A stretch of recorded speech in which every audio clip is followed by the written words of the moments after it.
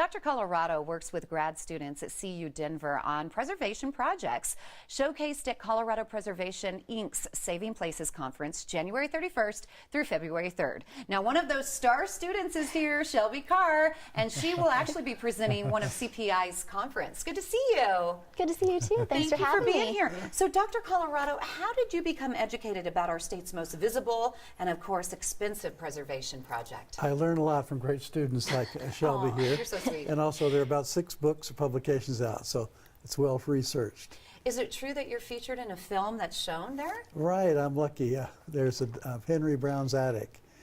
And what do you do in the Which film? is explaining the history of the Capitol, also all the things that have happened there, the protest movements, the celebrations, all the ups and downs of the state capitol. Oh, how fascinating. I'm going to have to go check it out. My movie star over here. Very nice. So, Shelby, tell me about your internship at the Capitol. It was really amazing. I had the opportunity to work in the communications office writing speeches for Governor Hickenlooper.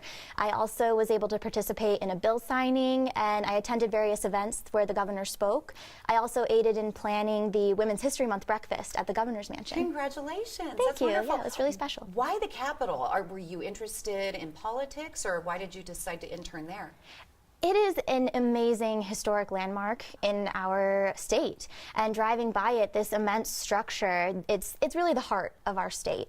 And so I was very interested in seeing what it was about, and it was truly working there every day in my internship that really sparked my interest in doing a project about its preservation.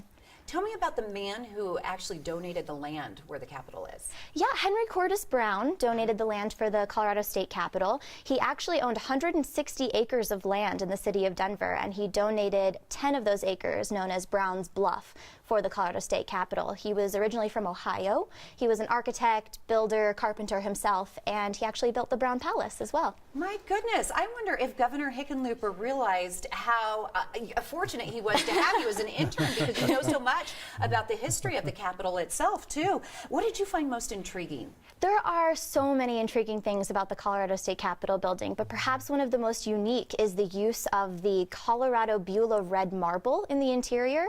It's from one of the only known deposits of that kind of marble in the world, and they used so much of it when they built the State Capitol building that they exhausted the mine eventually, and now that marble is entirely irreplaceable. How did you learn all this while you were writing bills? Like, what the heck? This girl's smart.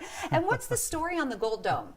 Actually, the Gold Dome was originally copper, but in 1907, Frank Edbrook, the second architect on the project, suggested gold gilt for the dome because they found other materials to be rather unsatisfactory. He felt that gold would be longer lasting, as well as a great representation of the history of Colorado in the gold rush. Is it real gold? It is, and it is from Teller County, Colorado, originally, as is the gold for the most recent restoration of the dome. Oh my gosh, you're going to find me up there here a little bit later today, scratching a little gold off to pay my bills. Right. So, Dr. Colorado, it seems almost that you learn as much from your students as you teach them over the years. I'm very lucky there, Denise. I do. I teach mostly grad students, people like Shelby, and I learn a lot from them, probably more than I teach them. And it has to be so rewarding and satisfying to see your students go on and be so successful, too. Right. And Shelby's well on her way. Absolutely. And are you originally from Denver? I'm not, actually. I was born in New Jersey and raised in Cleveland, Ohio. So when did you move to Denver? When I was 15. When you were 15, okay. And how did you become interested in history? I've been interested in history for a really long time. I had a really passionate 4th grade, 5th grade history teacher that taught U.S. history, and living in Ohio and in upstate New York and in New Jersey, where there's that big American history presence, I really wanted to continue that when I got into college, and I just kind of stumbled upon, Dr. Colorado's Colorado history classes. Right? He's amazing. Yeah, he's truly an amazing professor. I wish all teachers and professors would be like Dr. Colorado, because you're hands-on and you teach in a different way to make it interesting and to make it a passion for people. You really do an amazing job. Thank you so much for both coming on the show, and congratulations. Thanks so much. Again, you can check out dr-colorado.com for Tom's tours, talks, books, and even classes.